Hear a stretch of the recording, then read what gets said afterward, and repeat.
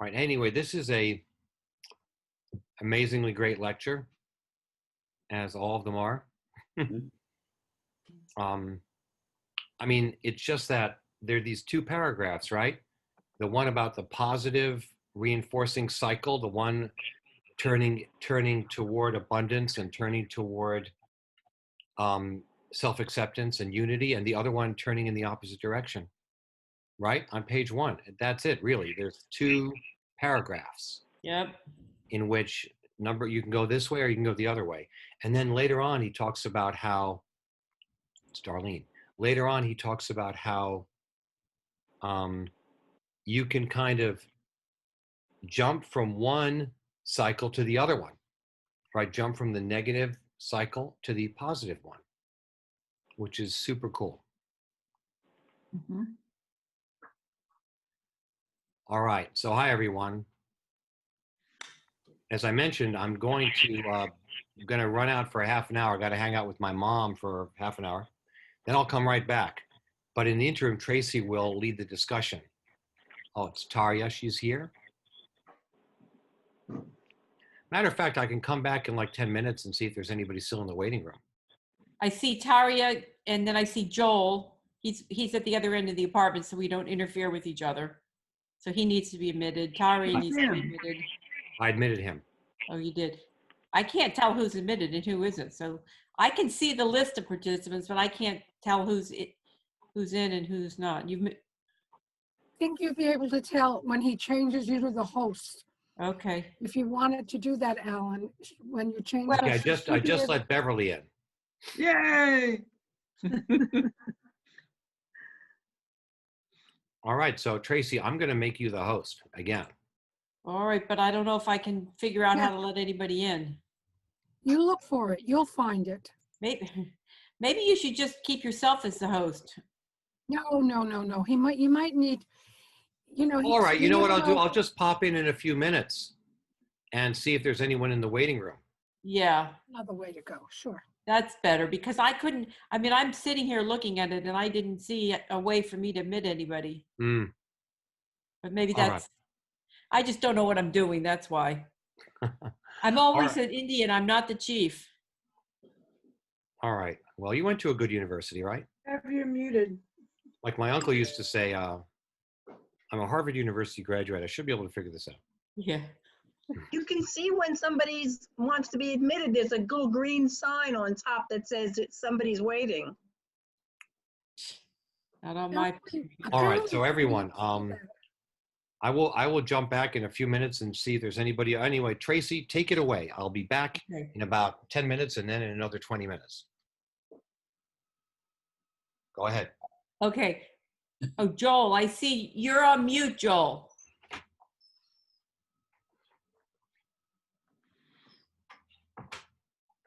Okay, here we go. Oh, there's Juan. Is he in? Yeah, I think I'm in. Yes. Oh, good. Yeah. I think Okay, Alan. perfect. I mean, I'm gonna hang in for like a half an hour. Then I have to step out though. Oh, well, I just want to enjoy at least some of it. oh, that's interesting because Alan has to step out for a half an hour and then he'll be back. And I was actually thinking, because he wants me to lead it for the first half hour, I hope Juan is on because I'm going to ask Juan to start because you're always so good at bringing us to the essence of the Pathwork. You bring us right back to the lecture. So I was going to actually ask you if you could kind of summarize the lecture for us, because I know you take copious notes, underlining in different colors, highlighting and summarizing. So do you think you could do that, Juan? Yeah, I have done a lot of highlighting. Yes, I can try. For the first half an hour or so, because as I said, after that I will have to step out. But yeah, I can definitely try to help in the best way I can. I read the lecture a few days ago, and I kind of like went through roughly today again. But yeah, I can definitely try to do that. Yeah, I mean, this lecture, as Alan was saying, I mean, it's a great lecture, as they all are, and essentially, it talks about today. Well, I'm just gonna read first. I like to read the introduction always. I think it's great the way the guy introduces himself and kind of like opens up the meeting. And so I would just like to do that. But maybe if I'm allowed, I would like to just maybe take a few minutes of silence and let us all just close our eyes and kind of like open ourselves, our mind and our souls to receive all this beautiful energy that is going to be flowing through the guide's words tonight, and and even through each one of us as we share, what will be discussed tonight. So I would just like to invite everyone to just close your eyes for a few minutes, a minute, 2-3 minutes, and let us just kind of like just relax and get into this relaxing mood, so that we can, with that, be more receptive to again this energy that is going to be flowing through ourselves, through the guide's words, and through the energy that will be again flowing through through this lecture. So let us just close our eyes and just briefly relax for a couple of minutes, okay? Okay.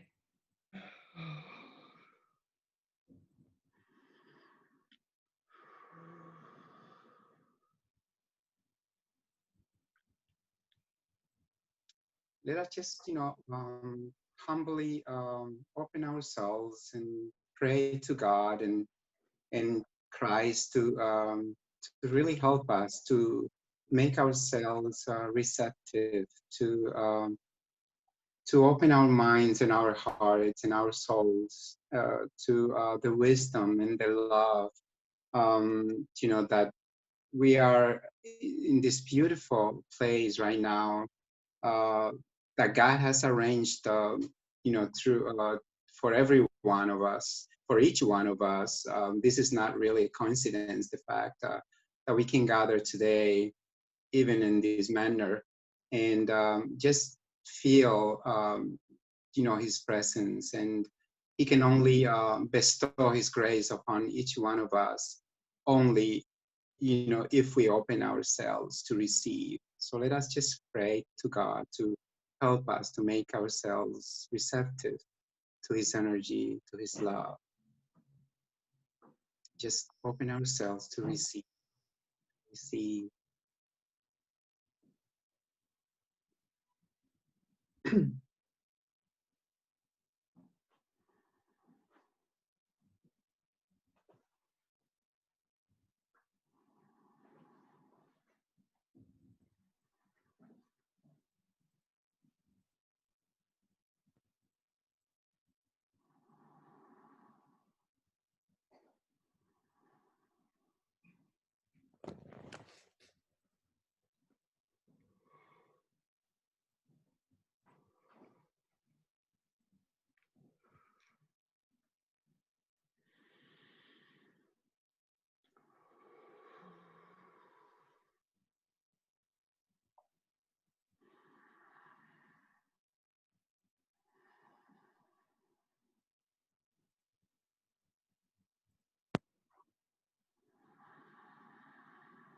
Okay.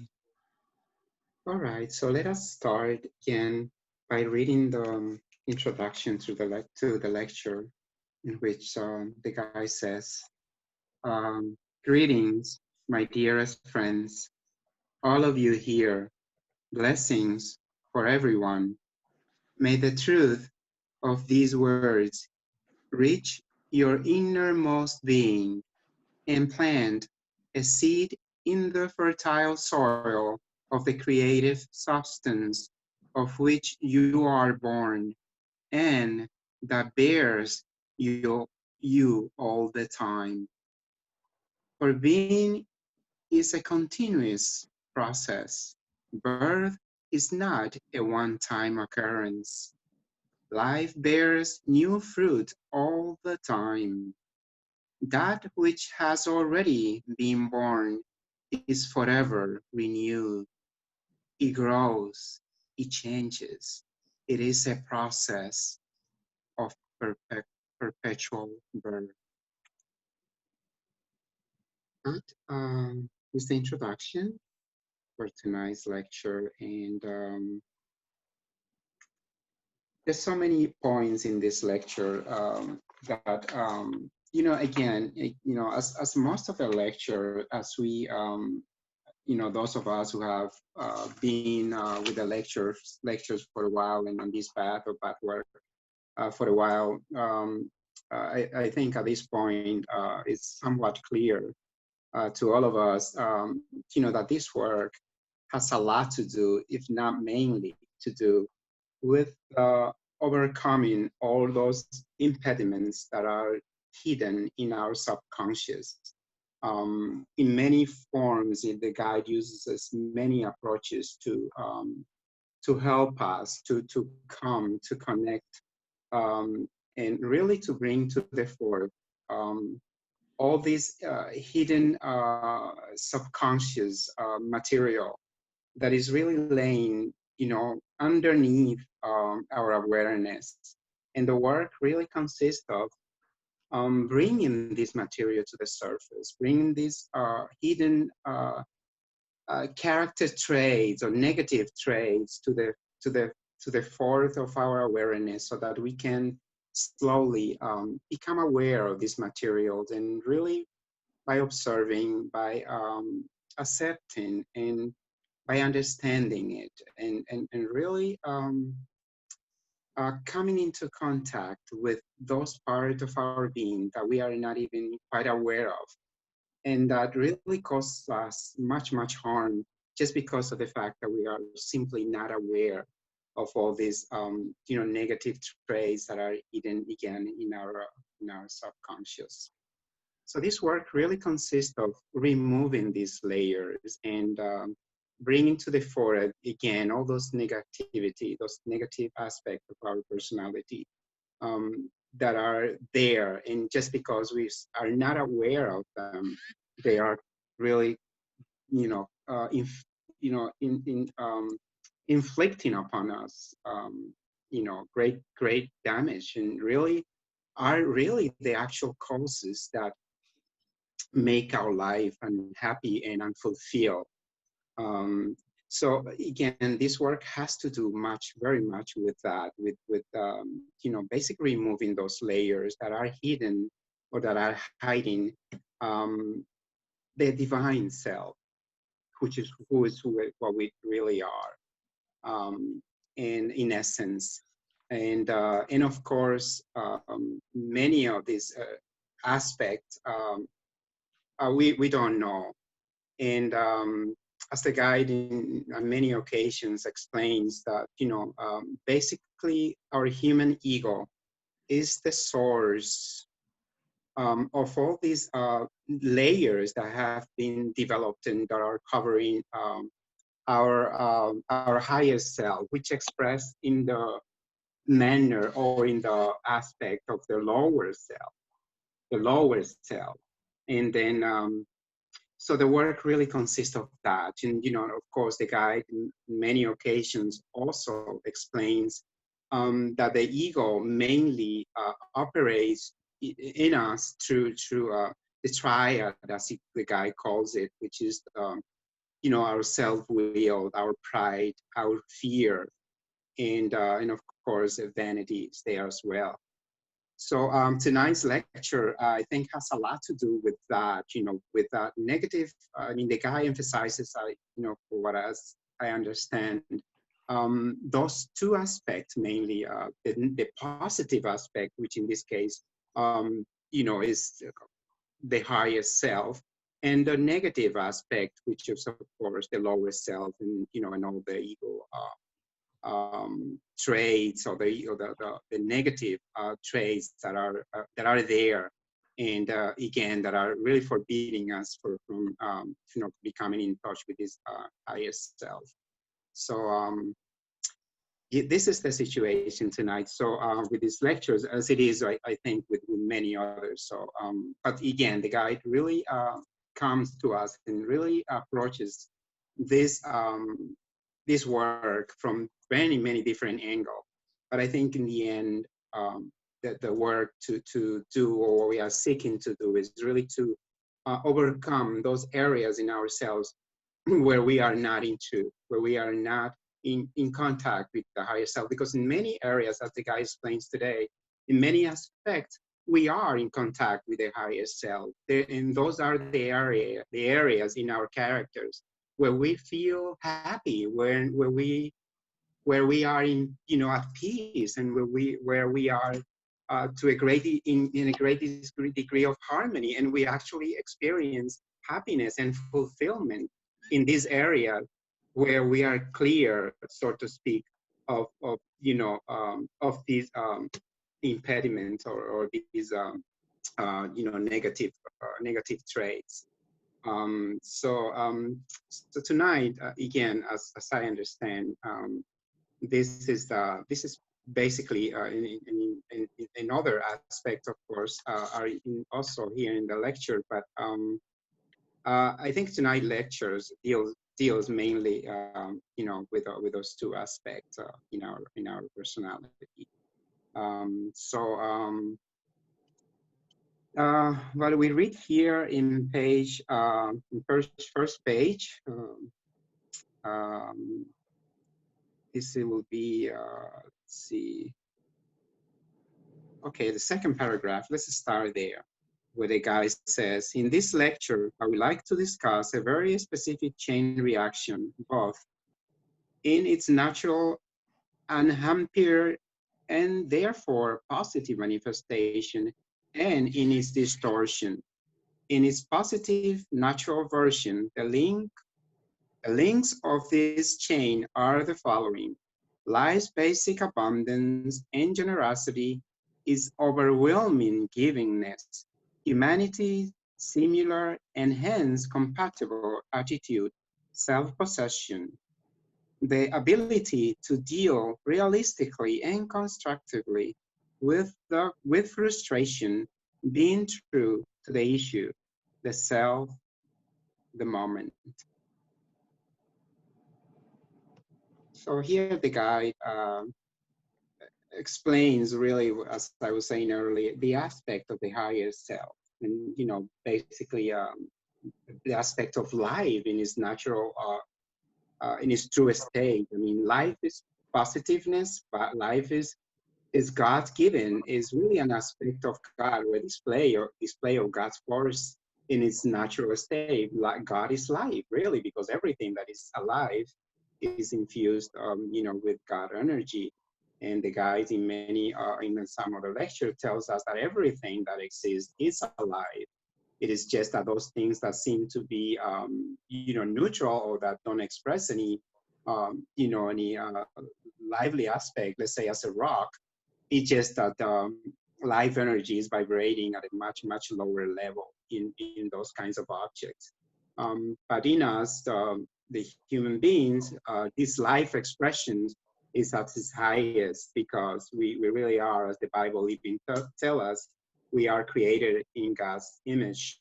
So we really are the higher creation here on earth. And so life finds itself expressing, in this more, in this higher aspect. And but here the guide explains those aspects of life, the beauty of life. It describes abundance, generosity, overwhelming givingness, he says. I mean, this is so beautiful, because a lot of us really are not in touch with this, with this life-givingness. And we really, I feel, block ourselves, are blocking ourselves from becoming in touch with this area, with life-givingness, with this power that is basically just waiting for us to allow it to take over us and drive us, so that we were meant to be this blissful, powerful being that is our nature, and that is who we really are. So I think, in many words tonight, the lecture we have to do with that, with us opening ourselves to this life-givingness, and just really work and really unblock all those areas in ourselves that are not allowing us to to open up to this beautiful energy of life, that is basically waiting for us to just open up so that he can take over us and drive us to to our godly home, so to speak. So yeah, so that's basically what I understand mainly from this lecture. And I'll just, with this, I will open up, the floor so that, we all can share, and you also give your own understanding, or share your own understanding of the lecture. And then later on, we can, go on and see other points that are discussed in the lecture, until Alan comes back, which I think it should be soon. So. Thanks, Juan. Does somebody want to go next? I'd like, if somebody could explain the lecture in very simple terms, because I read it 4 or 5 times. I really struggled with it. And I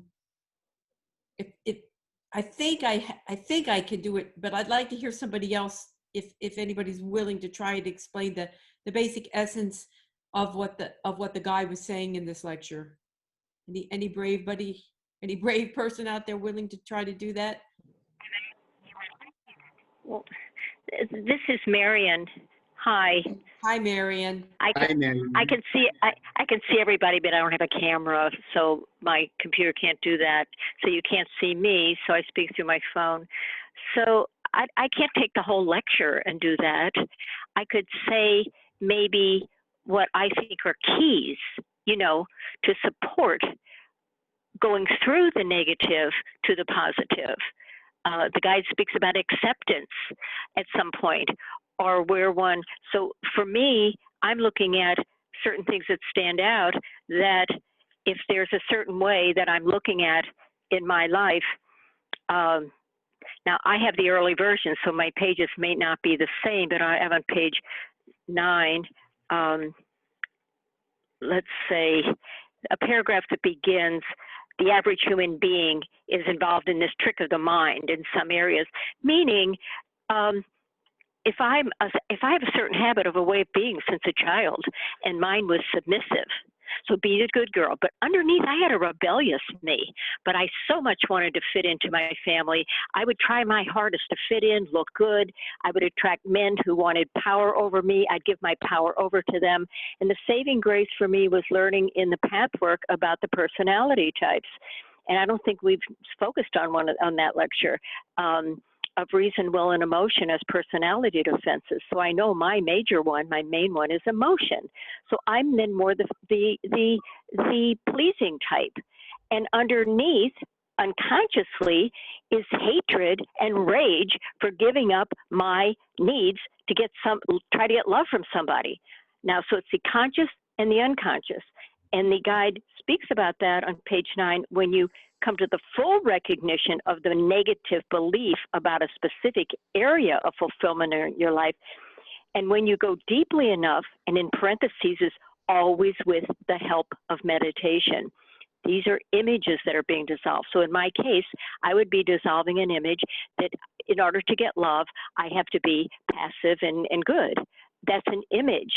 Now, that can only dissolve with a deeper level of connection to my higher self. The Pathwork guide uses the word only with the hand of God as a metaphor, because everybody goes to their higher self in their own way. So it cannot be done dissolving those images. And if one keeps repeating a pattern over and over and over, and it leads to pain or aggrandizement or some pattern, then it's how do you break the pattern? And that's what this lecture is about, is that, so we can't unless you've gotten dissatisfied with life. I got really dissatisfied doing that all the time and getting in trouble because I was rebellious. But as a kid in grade school, high school, whatever, I do things that could be, I have to try to be real secret about my rebelliousness with the other kids, things we would do, and not horrible things, but things that would have gotten us in some trouble. So I have beliefs about that. So the only way is to look at what's the other side of my coin. This is a wonderful tool. So if I'm always being the good girl submissive, what's the other side of my coin? Aggression. Terrified me. And anybody I work with, any of my workers, to go to the other side of our coin is like death. So in this lecture, are steps to take about observing. The first step of transformation is observing. So I think that's all throughout the lecture. Start observing, take a step back. What is it if I keep repeating patterns that get me into pain or suffering, or lack of fulfillment, keeping my life at kind of a yada place, which not too much excitement and not too much fun, but I try to keep it like not things too horrible, but don't open up to the new because that feels scary. That first step back of observing, what do I want to create in my life? What do I want to create? So the guide has in here, not those exact words, but unless we step back and observe, is my life the way I want it to be, with relationship, with my career, with money, with health, with well-being, with my home, how my home looks? What is life reflecting back to me? So I'm not going to keep going on because I want to give others time for this. But for me, it's having that tool of two sides of the coin, which the guide isn't using the word coin in here, but is saying, if you're always staying on one side in one way, what's the one I'm most afraid of? That's aggression. Because aggression, as the guide says in here, he doesn't use the word aggression, but the opposites aren't always opposites. Those aren't opposites. They're two sides of the same coin of authenticity. So I have to go with a lot of help of being aggressive, really aggression. So I've learned a lot through core energetics, and because that hadn't quite come into the lectures yet in that way. John and Eva were not married yet. And that is, I have learned how to kill people off. I've learned how to chop them up. Everybody who's not showing up the way I want them to be with my expectations, I've learned in turning it over to God, let it rip. But that came from a lot of help, a lot of support, and going up what is called the ladder of negative emotions. If I'm in a lot of despair, the next step up is revenge. The next one up is hate, then anger, frustration, hope, gratitude, love. So in this lecture, not in those exact words, is to look at these beliefs in both sides of the coin and know they're not always opposites. So I don't want to go on and on and on, because I find without my toolbox of my energy work and looking at both sides of the coin and mapping out, what need am I trying to fulfill by being submissive? What need am I trying to fulfill by being aggressive and beating everybody up and getting my way? Well, I'm trying to access my power, my true power. And my submissiveness, I'm trying to be in my heart and share that with someone else. So it's like, so that's all I have to say about that. I don't even know if it's even helpful. There's so much in this lecture. So I know everybody has our place in this and has comments, because it's so rich. And anyway, so I'll end with that. But that tool of the two sides of a coin and personality, major personality defense, are key for me. So I'm not pulling those exact words out of the lecture, but they're in there. They're woven in there. Like, you want to be. I think you had your hand up before, that you wanted to say something. This is actually Jerem. Yeah, Yeah, I'm on my wife's Zoom account, and her name is Nell. Yeah, I did. Thank you, Marion. That was lovely. A lot of good elucidation there. I just had one thing that always kind of stands out for me is just how, when I am not in that expanded place of centeredness and self-confidence, self-love, whatever, that whatever I'm experiencing in my life is the roadmap to bring me back to that. So in other words, what I'm experiencing on the external level is what's happening internally for me. And therein lies that path to exploration of what those distorted beliefs about life and how to navigate life are about. So that usually is very helpful for me to just, if I can put the brakes on and say, okay, I'm in this discomfort now, or pain or anger or whatever it is, to take take a breath, take a moment, take a half an hour, whatever it might be, to come back to myself and see, well, what am I believing about life that's not accurate? So I hope that's useful. Could I say something? Yeah, and I think that's a very good point that you're making, Jeremy, and certainly one of the key points of the lecture. But just to go back to your question, Tracy, about what additional observations do we have about the lecture? And so one of the basic concepts that the lecture is beginning with is our worldview, if you will. So do we fundamentally see life as something that is giving, that's fulfilling, that's nurturing, or do we see it as something that is to be feared, is to be avoided, is dangerous? So to heighten our awareness of what is our fundamental belief about the nature of life and experience, and then building on that, it's explaining to us this concept of chain reactions, going back to the title of the lecture. And so what exactly is a chain reaction? As I understand it, a chain reaction, the guide is trying to heighten our awareness of the fact that so much of our experience of ourself and others and of life relates back to this fundamental worldview, if you will, as to, is life basically beneficent, or is it what's the opposite of that? Something Malign, what? malign, or Malign. Thank you, Alan. Benevolent, Malevolent, exactly. but benevolent. It's malevolent. And so it goes on, the guide goes on to explain that we have, both of these veins running through our view in different ways.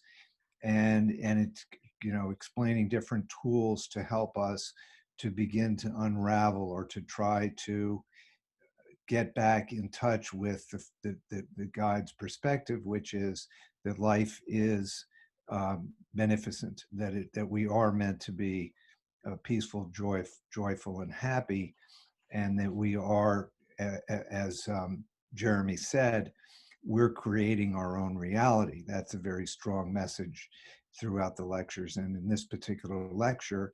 And so that when we are not experiencing the abundance of life that the guide is saying is the fundamental nature of existence, then it means that we are projecting that onto our experience, onto life, seeing that as the truth, but in fact that isn't the truth. It's our own created story or image.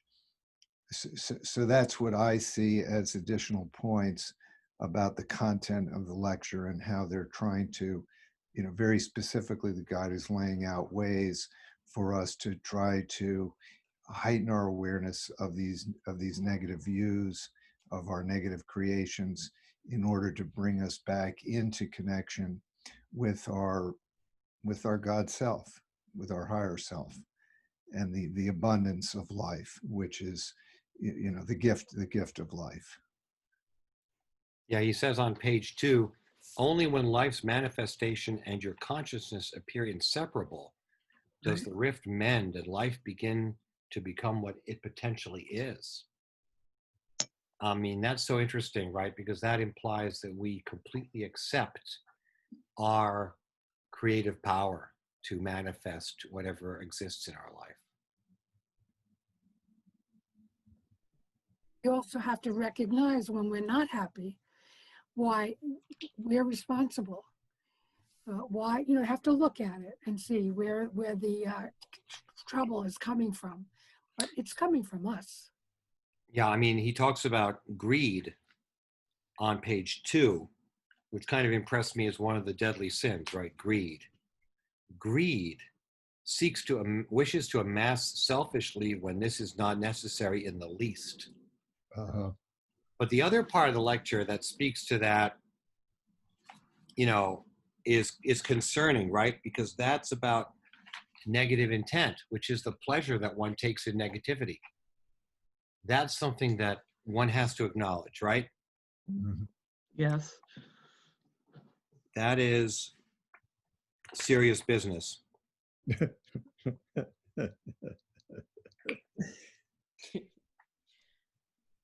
Yeah.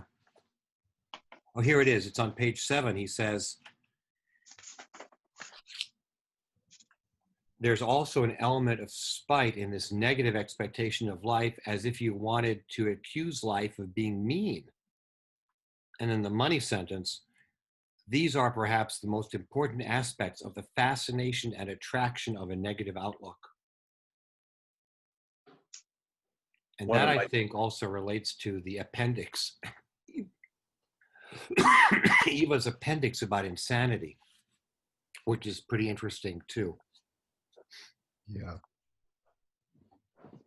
One of my teachers described working with that negative pleasure aspect as identifying it and then speaking it out loud, saying, I love this. You know, Yeah. kind of grab it by the horn, say, I love it. Yeah. Yeah. It's such a powerful concept because it runs through many of the lectures we've read. You know, the idea that there's a fascination with creating, whether it's negative or positive. There's a joy in creating, even if it's negative. Yeah, that is what also the guide calls the pleasure drive.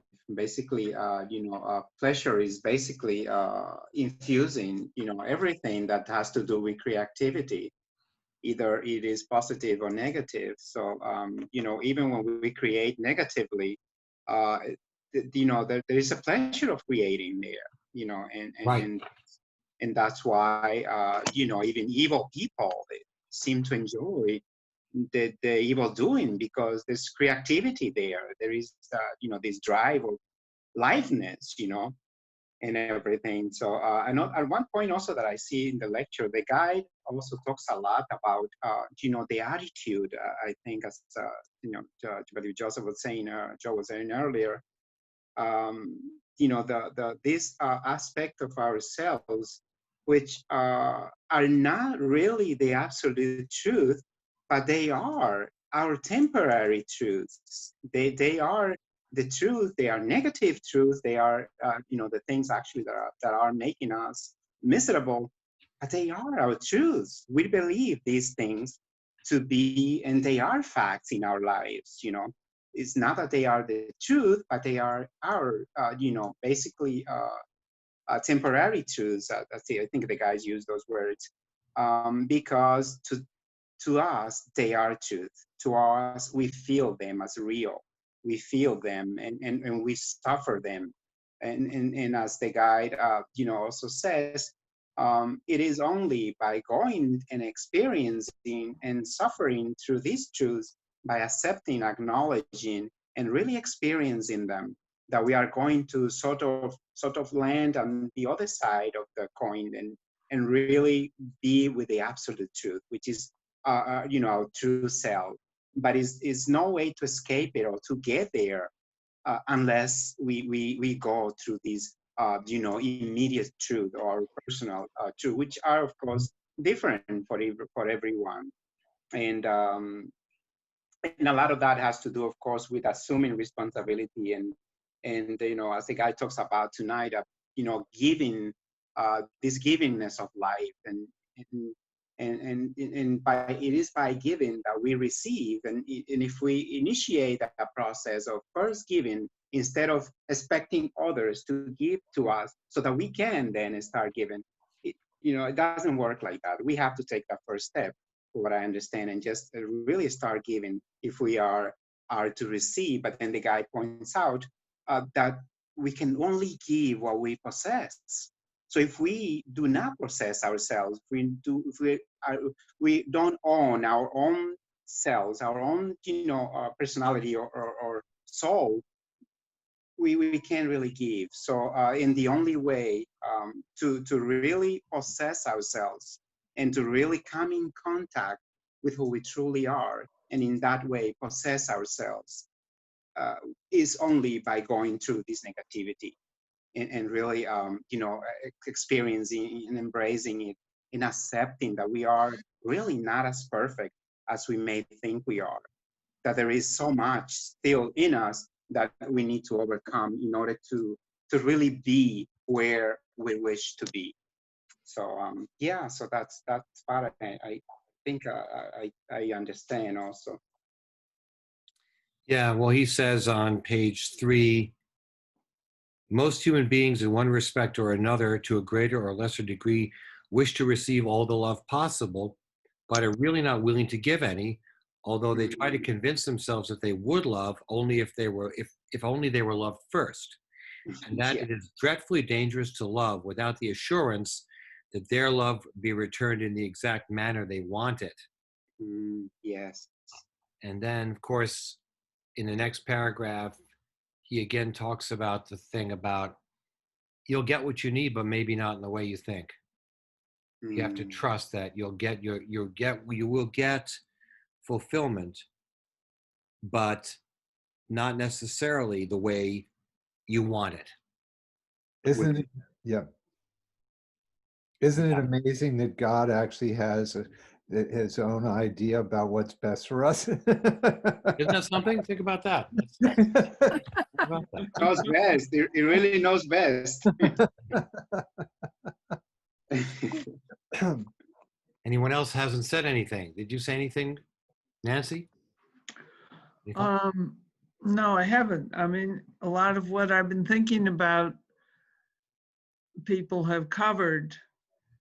I mean, when I get stuck in psychotherapy, I always have to ask myself, what's my pleasure? What pleasure am I taking from not moving forward? And that's opened up a lot of windows for me. And What do you mean the negative pleasure? no, and naming the negative pleasure. Right. And then saying, oh, that's why I'm stuck. Then Yeah. I can start to move on just by, first of all, just by acknowledging it, and then by working Yeah. whenever it comes up. Yeah. You're saying you're dealing with that in psychotherapy. Yeah. Yeah.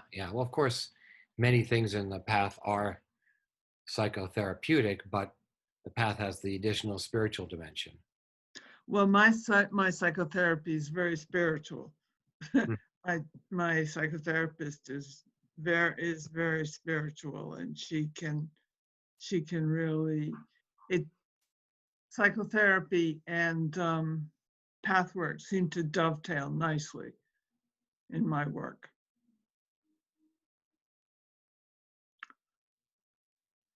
Tarja, are you with us? What do you think? Well, I think that I have pretty much lived my life purposefully, unconsciously, which now for the past 10 years or something, since I have been part of the pathwork, I have trying to at times force myself to look at my life more closely. And I think that slowly but surely it's going on right now.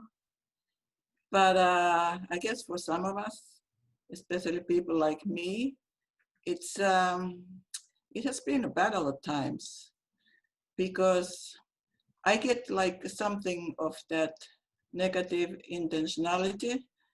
It gives me a lot of pleasure, and I cannot really deny it. I mean, I just pretty much go with it. And then after, it comes to a point where I say, okay, now this is enough. And that's when I stop and look at it. But I guess that's one way of living, you know, choosing to live without really knowing what's going on. Yeah.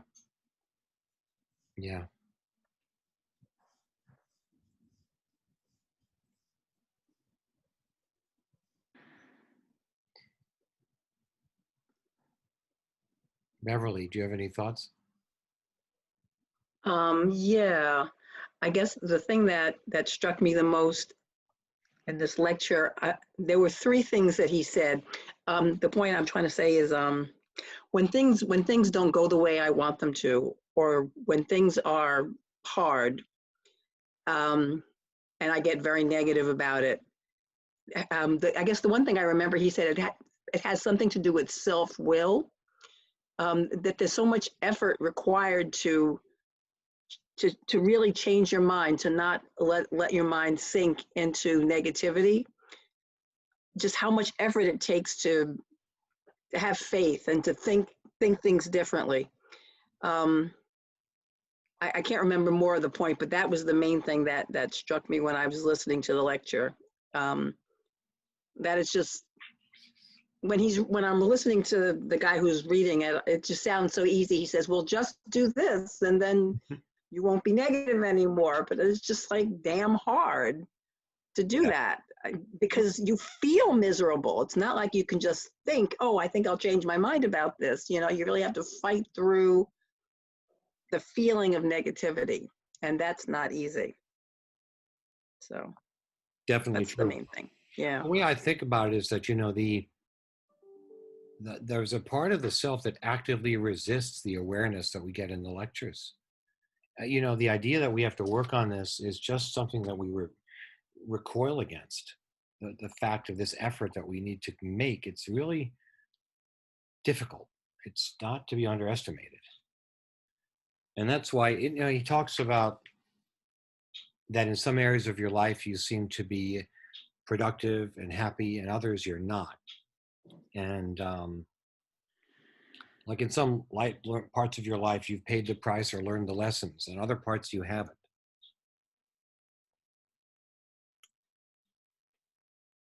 But I found these two cycles to be really a very good subject for meditation. And of course, he doesn't mention meditation again in this lecture. He talks about, you know, you have to meditate on these concepts. These two paragraphs, it's so interesting. It's so great, I think. The positive. Number one, life's basic abundance and generosity. Its overwhelming givingness. Two, humanity's similar and hence compatible attitude. Then self-possession.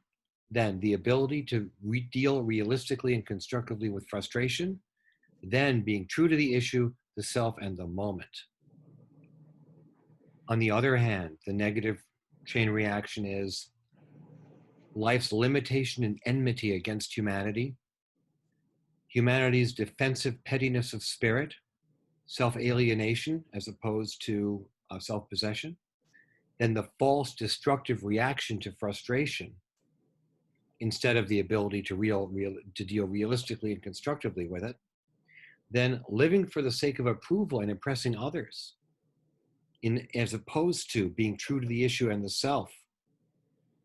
And then the other negative, for the sake of rebelling against others to prove independence of spirit. When you are allowing the idealized self-image to take control, your ego to take control. So I thought those are so great to contrast one with the other. What page are you on, Alan? That's page one. Page Oh. one. That's page one. All Okay. that on page Go one. back. First paragraphs. Yeah, it's like the thing where the teacher says to her class, you know, they're studying Moby Dick, and he says, "Can you explain the meaning of the sentence, 'Call me Ishmael'?" And the student says, "I didn't get that far." The first sentence in the book. But anyway, One of my favorite books. Thank you, Alan. The part that, we've been talking about opposites here. You know, the two sides of the coin and these two sides, which to me, I'm doing some studying on the way we think in this era that we live in, where mental action is so important, right and wrong, and everything is dual, good and bad. You know, you have to have good, if you have good, you have bad. But that's not what the Pathwork teaches. And where he does that here, I don't know exactly what page it's on, but I think it's on 3. But he says the acceptance and rejection of frustration are not opposites. To accept and reject frustration are not opposites, but a form of a beautiful openness. Oh, sorry, oneness. They can be one. And that's so important for me to, I understand that, and I know it's in a lot of other teaching, but that's a hard one for me. Because my mind, and I've been trained to be a philosopher and a Platonist. And so right and wrong and duality is in my cells of my brain. But it's not true. It's not right and wrong and good and bad. And it's always a whole, always a background and foreground and around the back. And if we take a moment to step back from our own, you're dead wrong and I'm completely right. You know how it is, right? That's me. I'm learning and reading that the acceptance is you don't fight it. This is what I put down. You accept your frustration, knowing that blaming anyone for it will just exacerbate the whole thing. The whole thing will just get blown up if we focus on the one good or bad, right or wrong. So anyway, and rejection is rejecting the old way of acting and responding. So if I reject what's happening to me, you know, this problem that I'm in the middle of, let's say, if I reject it, that's not going to help at all. I have to accept it and let it be, hold on to it in a way in my body. And the funny thing happened to me when the election turned on Saturday, when Biden was announced to be the winner by some people. I don't try not to get involved in politics, and so I try to step away. And for 4 years, I've been stepping away from the right and wrong. Trump is wrong, and everybody else is right. Everybody else is wrong, and he's right. But guess what? What happened to me as I started to shake from the whole thing, and I was really emotional, very emotional about it. And I realized that I had to let myself feel that emotion, which is what Juan was talking about earlier.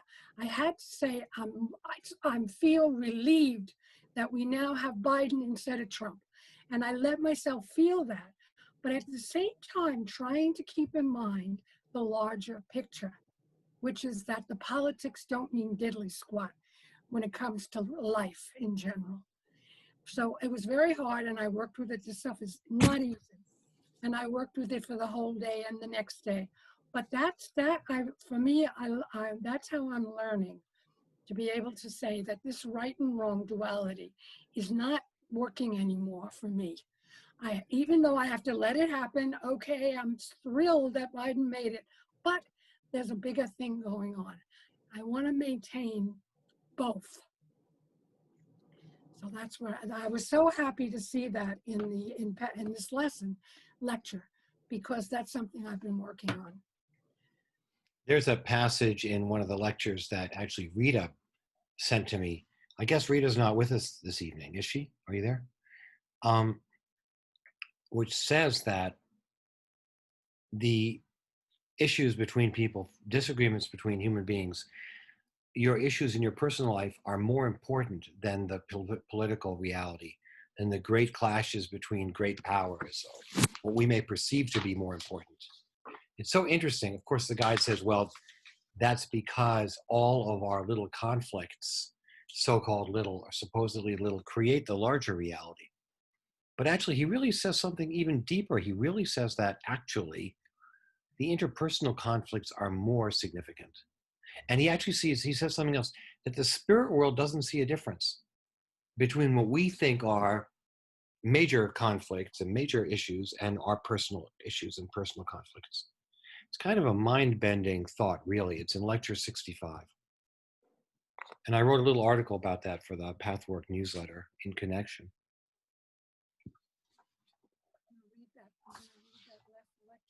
Can't hear you very well, Kay. Sorry, I'm going to read that lecture. I'm looking for a pen so I can write it down. 65? Yeah. Thank you. I'll read it for sure. Uh, Uh, if- Go ahead, Joel.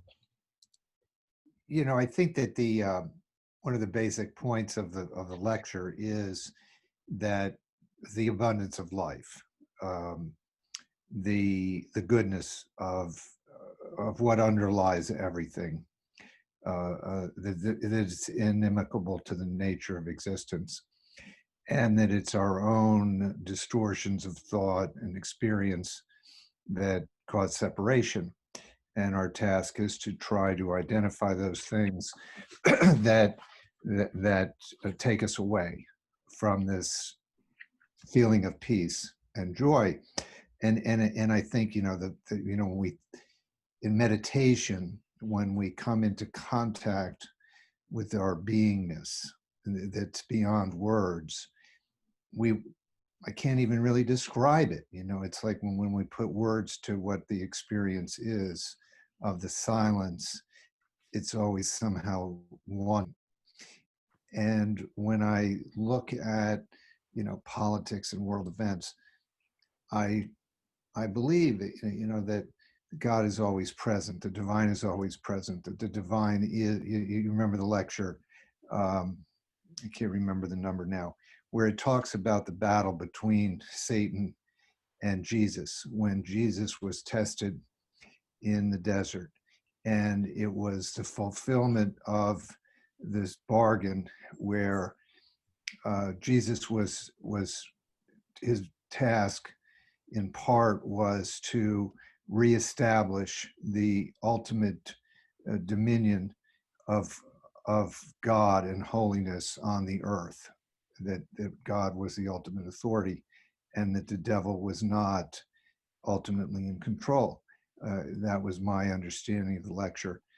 And so when I see things happening, I try to remind myself of that God is always present. Yes, there is evil here on this plane, and sometimes evil, you know, our own negativity. We bring it back to myself. You know, my own negativity is a chance for me to wake up, to become more of who I really am. Right, exactly. Right. I must say I've come to a deeper understanding of meditation. It seems to me that, well, first of all, like,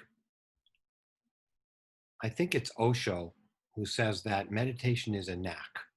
In other words, boom, you get it. You get it.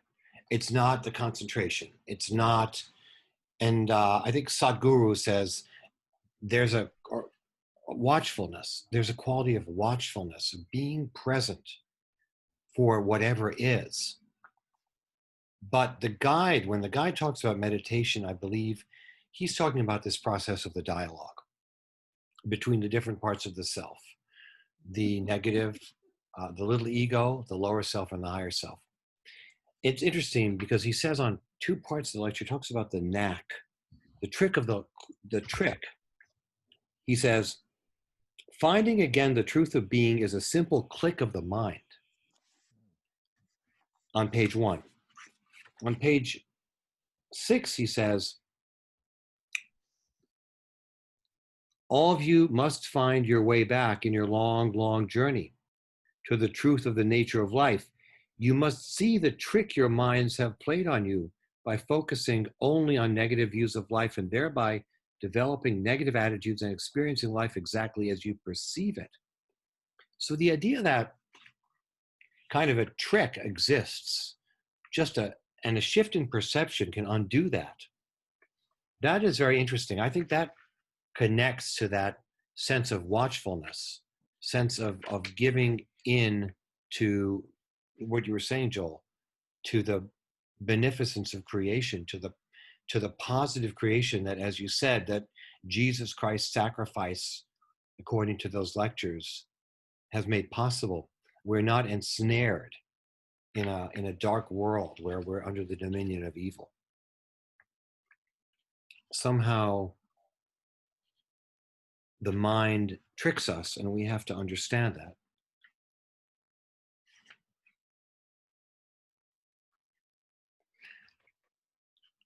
Does anyone else want to say something? I think before we talk about the appendix? The appendix, which I guess Eva wrote herself, about insanity, a case history. This kind of continues on the theme. This lecture, as many of them do, demands, expects that we really make the effort. And what I got from that appendix is the idea that even people that are, see this, it's interesting because I think today a view is very popular that mental illness, as I think the guide says here, or Eva says, has really nothing to do with your volition or your will. Basically, it's something that's thrust upon you by circumstance or genetics. You're a victim of mental illness. But it seems to me that in this appendix, the guide says that at some points, mentally ill people come up for air, so to speak, and have volition and the ability to make a decision. So what do you think? He says, Eva says, now not the guide, right? The woman asked the guide several questions pertaining to her illness. The guide said to her, quote, "You want to be mentally ill. You have your own reasons for this, which you must acknowledge and ponder if you wish ever to come out of your illness. First, understand that when you, quote unquote, decide to go off, you can make a different choice.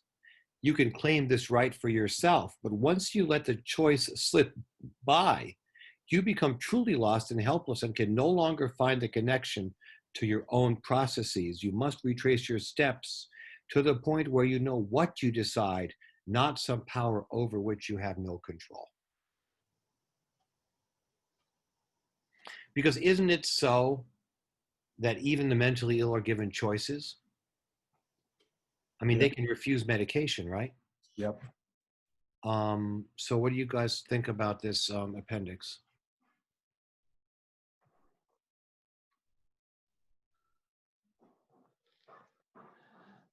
I don't think, as you read that, I don't think it's that much different from the choice we have in the middle of an argument with someone, or in the middle of being in your own apartment, angry at something, in the middle of that frustration of not getting your own way. We don't admit that we have a choice at that moment. Yep. You know, we stay in it the way someone who's mentally ill is sticking with it because that guy that he talks about wanted it. I want this mental illness. And when we're in the middle of this frustration that we've created, we want it. And we don't make a different choice. I believe in some lecture, the guide talks about believing that you're a victim is the definition of mental illness. Yes. Definition of what? Mental illness. Okay. Yeah, I seem to remember something about the guide saying the person in the case study just basically was blaming his or her life on God giving them this sentence that they were to be in this horrible, hellish realm throughout their lives, and that the person did not want to give that up because that was their way of abdicating from having to do the work. But this person did vigorously pursue the path. And as Eva says here, for approximately 2 years now, he has been without tranquilizers. Mhm. So, and I mean, my girlfriend is a doctor, and she believes, integrative medicine doctor, she believes that various kinds of supplements and healthy food and meditation can wean people off psychoactive medications. So this guy, it looks like, didn't take his meds for a couple of years and actually got better to a great degree. Can I say something real quick? Yeah, go ahead, Darlene. I think we need to be very careful because I think there's a both and here. My sister had postpartum psychosis not depression, psychosis. Was it a choice? Probably there's some choice in there. I won't disagree with that. But there were moments when she was absolutely not in control of her mind. And you can't make a choice when you're not in control of your You know, mind. I mean, I think the guide Eva pretty much says explicitly that that the people who are mentally have a diminished capacity for choice. That there are times when they cannot choose, when they cannot see their way out of this dilemma. Right. And I would agree then there would be lucid moments when hopefully you make the choice that needs to be made. But I'm not the person to say when that moment is in another person's life, I guess is what I'm saying. Yes, that's so true. Because I like Does to that make repeat what I sense? said before. Eva says, but once you let the choice slip by, you become truly lost and helpless and can no longer find the connection to your own processes. Yeah, I think you're entirely right that there's a both and. It's a very controversial, touchy subject. I mean, there's so much mental illness today, right? Yeah. And I think you're It just entirely right. needs to be approached with so much compassion, because recognizing that it is a both and, like there is a choice and sometimes there's not a choice. Yeah. And hopefully when that opening for choice is there, the choice is made. I mean, the guide sort of implies that we may go through incarnations where we basically don't make any spiritual progress at all, where we just kind of opt out. We can't do it. And then. And I wonder sometimes too, how many times the suffering that we go through, maybe through mental illness, is part of the karmic debt that we're paying off. And that's just the choice we've made for this lifetime, that we're going to take this on and we're going to endure. Yeah. I mean, I'm always impressed by what the guide says about the long, long journey that we're on. Sometimes talking about thousands of incarnations. And that's pretty heavy to really take that in.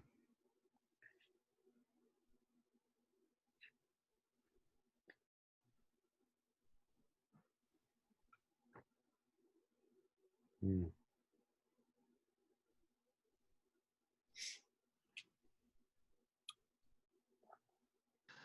I really liked what Darlene said, that all these things have to be approached with so much compassion, because we just don't know what's going on.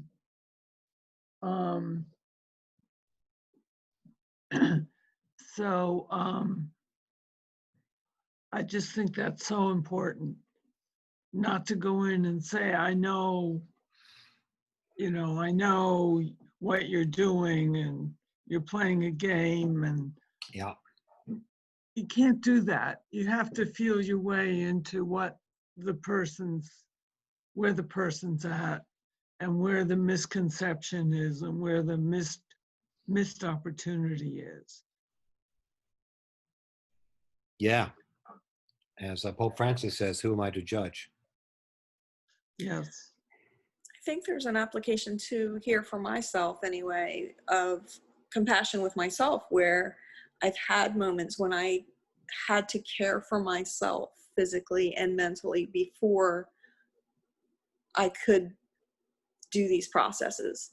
Mm-hmm. And taking care of myself so that I could do the processes was just as important as actually doing the processes, I think. Like, it's all self-responsibility. Yeah. Your healthy ego put to work to, yeah. Well, one of the things that that I've been doing in my practice, I studied with John Newton. I don't know how many of you are familiar. I know Beverly and knows about John Newton, but the idea that we internalize, we've had traumas both from past lives and in this life, and it's fair to say that just about everybody has experienced trauma, and so then the trauma, if you will, is kind of like a knot, and it's actually resides in our body, and until we go back to the experience of when that actually took place and release it, it continues to have reverberations in our life. And so we may be having, so our experience in the moment, if you will, is oftentimes clouded by these traumas that we're not even aware of. I mean, I took a class and the instructor said, think about between now and the next time we meet, the different traumas in your life. And I was like, well, I haven't had any trauma. And then I started to think about it, over the course of about a week. And then it came back up into my consciousness. Yeah, and of course the images give you the signs, the guideposts to what the traumas are. The images lead to, why do I feel this way? Why do I jump to this emotional conclusion about something in my life that for another person is no big deal? I guess in a Freudian or psychoanalytic term, that might be phobias. Why do people have a phobia of things, of spiders, let's say, or who knows? What does it mean? What is the image? Where's the trauma that caused the image? And of course, in the Pathwork, we talk about things that might have originated in a different life. But of course, they had their echoes in this life too. Yeah.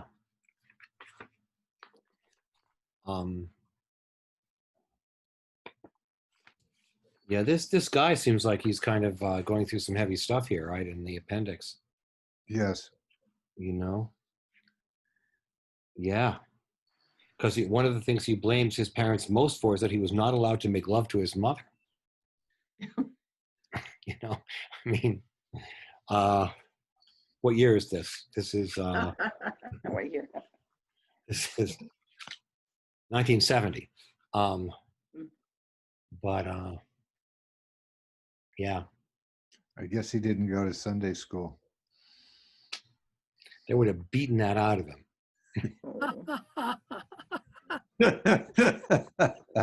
The ruler.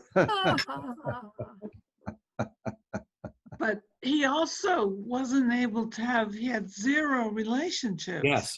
Even though he was doing better, I went, oh. Yeah, I mean, I think that's very sad about many mentally ill folks, that they may be able to be functional in certain ways, but having the ability to have like an easy relationship, like no drama, they can't really feel comfortable with other people just relating. Mm-hmm. I relate to that when I see things about autism, on television or wherever. That is so, I mean, you see these talented and happy in some ways people, and mainly the ones I've seen are boys, men, and they cannot have a relationship unless they work really, really hard on one, at least one. But that breaks my heart. Like my girlfriend says that great intelligence and great creativity go with mental illness. I'm not sure I really agree with that. Like this guy Jeffrey Toobin, who just got fired from the New Yorker. She's mental illness. There it is. Very intelligent, creative, but there's something off. Can't handle life in some way without drama. Marion, are you with us? Where is she? Yes, I definitely am. My ears are really vibrating. I'm enjoying hearing everybody's, sharing about this. Yes. And I sometimes think, because I see it in other like support groups that I may participate in or whatever, or some people who are so proud of having their, let's say, bipolar condition. I've seen people just stand up for it, and I see it as, it's kind of like bipolar. I mean, I'm not a psychotherapist. However, I see many of these people that I know who are very smart and very highly intelligent and creative are really scared of expanding. Like if you put your arms out, or I use the expression like a shower rod, like a expandable shower rod. If you've got walls there and you've got so much energy and creative energy in life, but it can't go anywhere and it hits the wall, you're going to, and your creativity energy comes up and it's shooting out at one end and it hits the wall, it's going to bounce to the other end of despair and hopelessness and back and forth like that. And people call it bipolar, you know, and so there's a fear of this expansion. And in that last part of the lecture, talking about something about, you know, unless you have some sense of a higher power and really know how to access it, there's no way to get out of that room where like get out away from the walls, get the pole out so it can expand. But if it's bouncing back and forth between the two walls, it is just a vicious circle and it's insanity. Mm.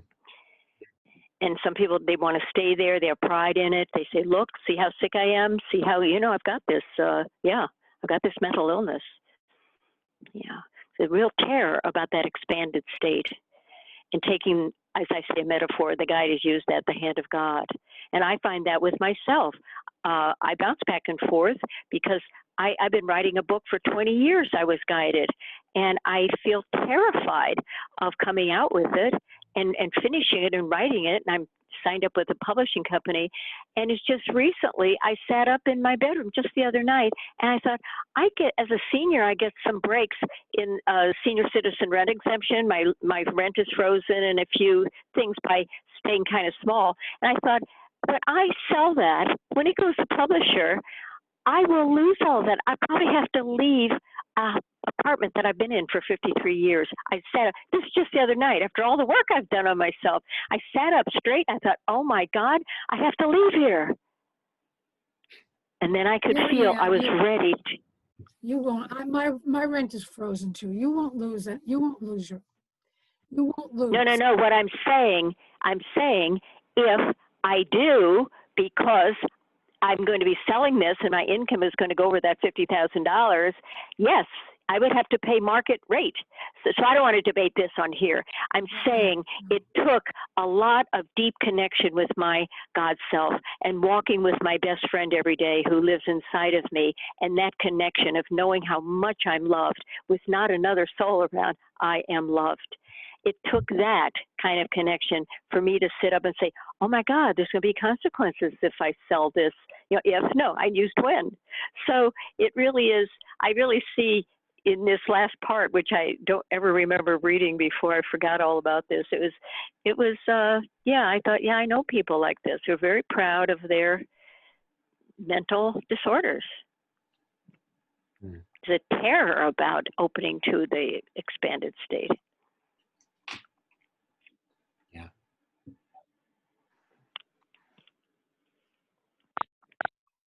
Susan, do you have any thoughts?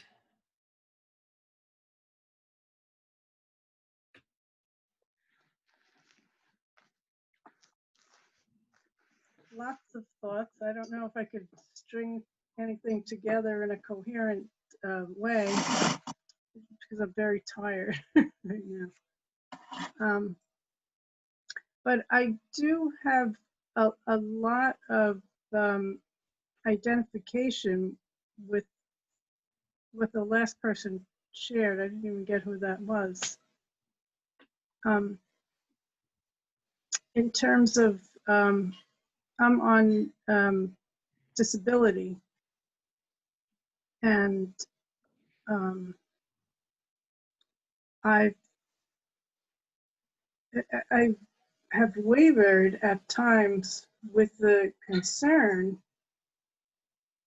that if I am able to handle getting enough work that I'm making a considerable amount of money, then I won't have this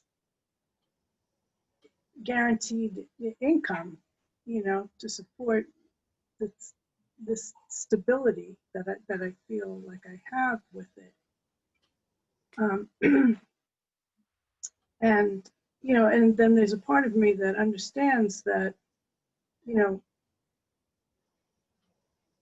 when I'm thriving and fully feeling the abundance of life,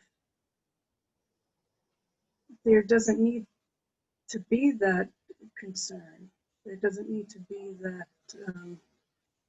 that cushion, you know, any of that. So it's you know, it's one of those difficult and really important things to look at and acknowledge. Absolutely. Mm-hmm. Well, the guide, you know, of course, refers to the abyss of illusion, Mm. you know, which is that you step out into what you think is not guaranteed, what you think is potentially hazardous, dangerous, and you find out that you float and things do work out. And as the guide says, they may not work out in the exact way you want them to work out, Mhm. but they are going to work out once you challenge the fear. The you know this fundamental concept that the guy talks about right there on the first page, which is which way is it? Is life full of abundance and generosity, its overwhelming givingness, or life's limitation and enmity against humanity? So interesting, right? Because both of those points of view are dramatically different. And the question is, which one do you choose to give energy to?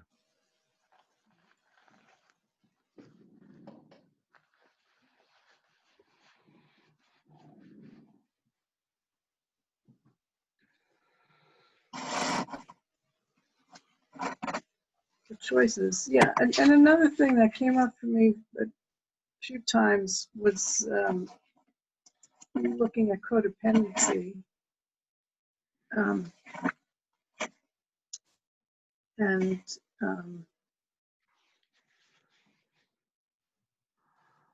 again, just focusing on the choices. You know, I really can see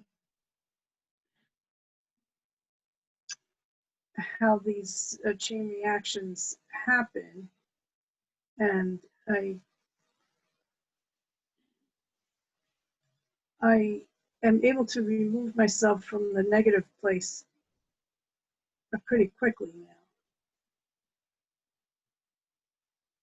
now. And but I go there a lot.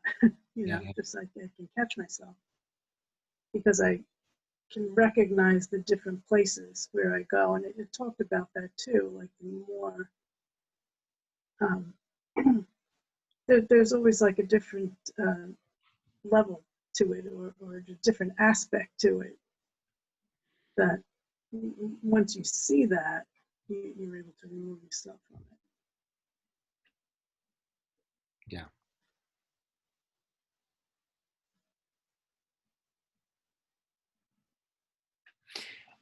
Nell, do you exist? Do we know Yeah, you? my wife's. Well, that's your wife, Jared. Yeah, I was a little representing bit confused. her. Okay. Got it. Tracy, tell me some more about why you thought we should do this lecture, why you like it. Well, I picked it because it was so difficult for me to understand. I had to read it more than 5 times. And so I thought we were all ready for something very challenging. I think it's, to me anyway, one of the more difficult lectures because of the sentence structure. But ultimately, the message is pretty simple, which is just that the universe is wide open to us. It's abundant. It's always expanding. And that is compatible with our nature when we are connected to our higher self, our presence. So we would be aligned when we are in that state ourselves. We are aligned with the basic nature of the universe and can almost ride the wave, for lack of a more eloquent expression. And I've experienced that routinely. I also thought it was interesting the way the guide broke it down into the chain reactions of the positive manifestation of that truth, and then flipping it around, and how it becomes negative when we disconnect from that truth. And I also liked the way the guide explained that in some areas of our lives, it's not all or nothing. We're not always connected and riding the positive wave, or always disconnected, but that in some areas of our life we are aligned and things just work out for us because we have the basic belief that they will, and other areas we don't. And I started thinking about that in some of the people that I know, you know, myself, starting with myself and then moving to some people that I know well. And I could see, you know, how, you know, for example, you might just have a fundamental belief that you're always going to have enough money. And so you know, you're a professional, or you have a good job and you keep a good job and you have abundance. And then at the same time, you might have a fundamental belief that you're just not really good at relationships. And so you can't maintain a relationship with a significant other, because you have that belief, you know, that relationships basically aren't sustainable over a long period of time, that, you know, that people get bored with one of each other, or that, you know, people need to kind of change partners, move around. That could be your belief. And so you know, you could have somebody who's very, very successful in one area, and then just, you know, kind of really struggling in another. And it all goes to, as the guide said, your basic fundamental belief in the truth that the universe is a limitless, abundant, pulsating mass of ever expanding energy that you can tap into and ride with that, when you're also vibrating at that frequency. So I just kind of liked it because for me it was a bit more scientific, and that kind of appealed to me. And it was just very challenging. I think not so much the concepts, because the concepts are in all the different lectures, but just I had to read some of the sentences 4 or 5 times to understand what the guide was saying.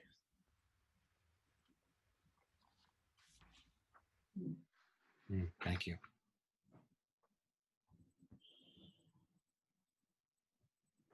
This lecture certainly does put it on us, doesn't it? Yeah. Yes. On our ability, or the requirement that we be sensitive to, open to our truth, and that we, like he says, when a negative conviction exists, suspicion is natural. A negative conviction, that's an erroneous belief. You have to examine the belief when you have a negative conviction. Right.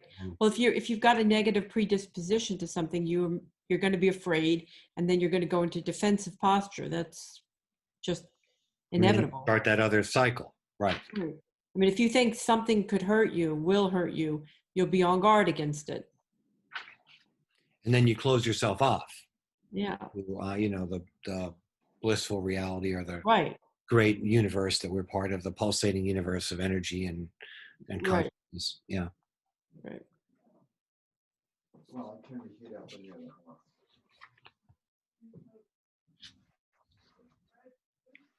Yeah, everything here is fine except the circuit breaker trips.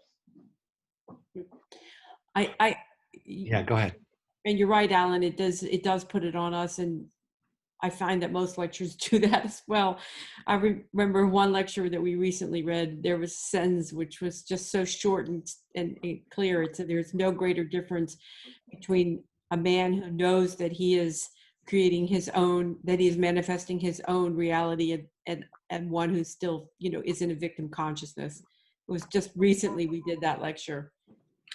Yeah, well, I think all of us have to pat ourselves on the back, because obviously we are not in the condition of believing that life just happens to us. No. We all believe that to a greater or lesser degree we are partners in our life. Right. with the universe. Right. And we Co-creators. that's the co-creators, word. right? Co-creators, right. And we can mold this powerful energy. Right. Yeah, to go back to what the guide said about, evil, good and evil, one energy current. Right. That the energy is there and it's ours to come to terms with, to grapple with. Right. Yeah, and I think adding to that, the notion that what we see is coming from ourselves, right? So if we believe that the world is a dangerous place, we're going to see danger around us, right? We're going to be suspicious. I know that I used to be afraid in New York City, and I was always looking around. And now that I'm not so afraid anymore, how I experience strangers is very different. And so, did the world change?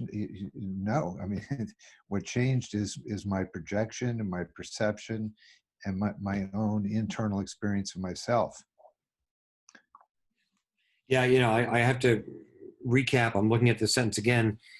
You must see the trick your minds have played on you by focusing only on negative views of life and thereby developing negative attitudes and experiencing life exactly as you perceive it. The average human being is involved in this trick of the mind in some areas. These areas are referred to as one's quote unquote problems. Right. So the guide's implying here that a change in perception negates a problem, or change in perception alters a problem. Yeah. Unlocks a problem. Right. Unknots a problem. Yep. Right? Because we will experience life exactly as we have created a mental construct therefore. I have a little example that may ring some bells, but I gave a counseling session to a lovely woman in her 70s about 10 years ago, and I have her permission to share this story. She came in, this was not a Pathwork session, it was counseling. And I asked her what she'd like to address. And she said, well, I have this problem that I've had my whole life, that people pass out when they're in my presence. And I said, do you mean like faint? And she said, yeah. I said, and that's been going on how long? She said, well, pretty much my whole life. I said, wow, I had never heard of anything like that. And so I asked her to just kind of take a quiet moment and go inside and just see if there's anything from very early on in her life that was connected up with this recurring scenario that she was dealing with. And she said, wow, I haven't thought about this since I was a little girl. And apparently she was about 4 years old. She and her family lived in a very, very hot climate. And she was out walking with her mom, who was pregnant. And they were walking to a library and down this set of stairs. And her mom passed out. And at 4 years old, she obviously panicked. Luckily, there was a pedestrian coming by who helped her out. And but having that as her picture of what life is people passing out.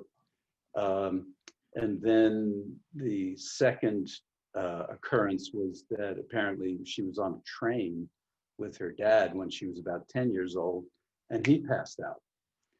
So this recurred through her life, but to me it just was like this gift of seeing the direct manifestation of the internal picture manifesting in her life reality on the external level. So it was, and the nice part was she did some beautiful work on it and it stopped. So how interesting. That was fun. She wasn't a nurse. She didn't become a nurse, did she? She did not. That's really fascinating. Mm-hmm. Yeah. Did other people besides her mother and father pass out? Yeah, Or- apparently throughout her life, it would happen, a few times a year. Mm. She was in her 70s at the time, so that's a lot of passing out. Well, that's really, so it would happen 2 or 3 times a year for her. Something like that, yeah. Yeah, that's a perfect example of that's her image, that's her belief, and so he's going to see it. You'll Right. still be magnetized towards those occurrences. Yeah, Exactly. Pulling people in who are predisposed to passing out. trigger reasons or this Yeah. or that, yeah. Well, that's really fascinating. Yeah, yeah. That I mean, I'm still amazed at that story and just the gift in it of seeing that direct cause and effect Right. of our internal landscape. And then after she saw that, people stopped passing out around her. Yes, we. One of the things I do is EFT tapping, which kind of puts the person into an alpha state and do guided imagery along with it, and seemed to work rather well in that particular situation. Wow. Yeah. Yeah. That's a really interesting example and so concrete because it's not really, I mean, it's not really subject to interpret. It's either a person passes out or they don't. Right. And so You can't put it on anything else, but she's doing it or they're contributing to it. just really interesting. Yeah. Yeah. 9. And I think of her going through a whole life. I could stop early though. What an anxiety-producing scenario. That must have been scary. I wonder if she thought, especially as a younger woman, you know, is there something wrong with me? Am I evil? Or how do I have this power? Yeah, could have been You know? all kinds of things going through her. Yeah, it's hard to live with. Mhm. I think some people who just have money come to them. Now, this is probably my problem with money because I don't have it anymore, so I'm not going to go there. But some people just have money come to them, you know, or they're good at it. Let's say they're good at it. But it revolves around their life in a positive way. You know, this is an interesting theme because I think that this is a popular theme like movies, television, the person that things just seem to happen to, right? I mean, Yeah, that does exist, right? Yeah. for Yeah, sure. the- Yeah. You mean in a good way or bad way, Alan, or both? Usually in a bad way, but sometimes in a good way. I mean, I don't know if you ever seen that movie, The Out of Towners, you know, with Jack Lemmon. Everything that possibly could go wrong on a trip to New York does. Anyway. Very funny movie. Yeah, yeah. I think it can be a good way. I mean, I'd have to look it up, but I think in history and famous people and different things, I think it would be a great topic to research. You know, I think so too. Coincidences that aren't really coincidences. Hey, Tarja, I was just thinking about you, and if you want to say anything else, you know, I was just thinking about Frank and how things are going. she's muted. Tarja, you're muted. There. Yes, I went to his funeral today. It was a very rainy day. I took a train to Long Island where the funeral took place. And there was gathering of maybe 30 people. And he actually got like military burial. Wow. And which was, I guess, nice. I had never seen it before. And it's kind of funny though. I mean, I saw all these people, but I didn't even know who they were. Some of the family didn't come at all. 2 brothers didn't come at all. It's, you know, even at that kind of situation, they preferred to stay away, which was not very, I don't know what, loving, I guess, for sure. But it was kind of difficult, but I think that the difficult part for me was when he was still there in a hospital before I saw him to, you know, pass out. Now it's it's kind of done deal now, you know.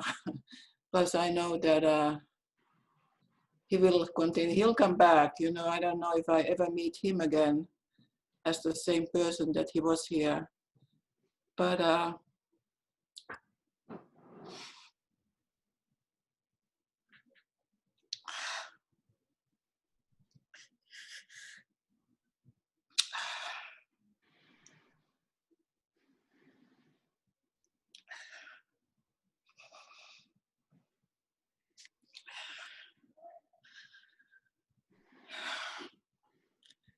well, I get all the feelings are coming out still. So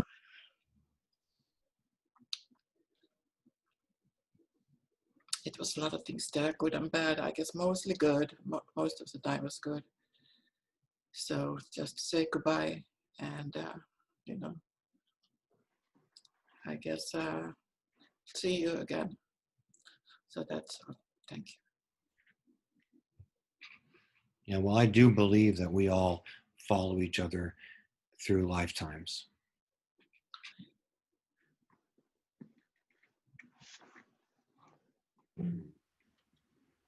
Hearts are with you right now, Tarja. We're all together with you and with Frank.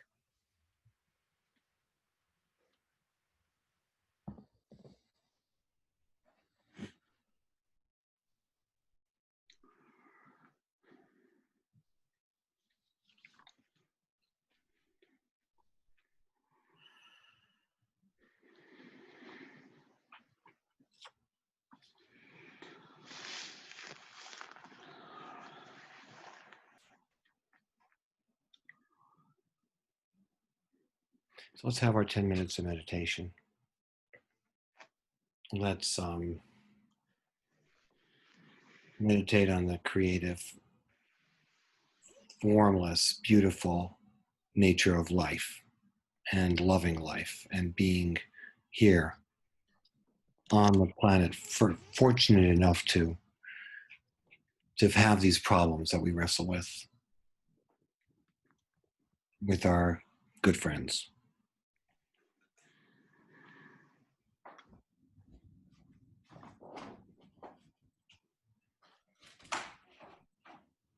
All right, 10 minutes.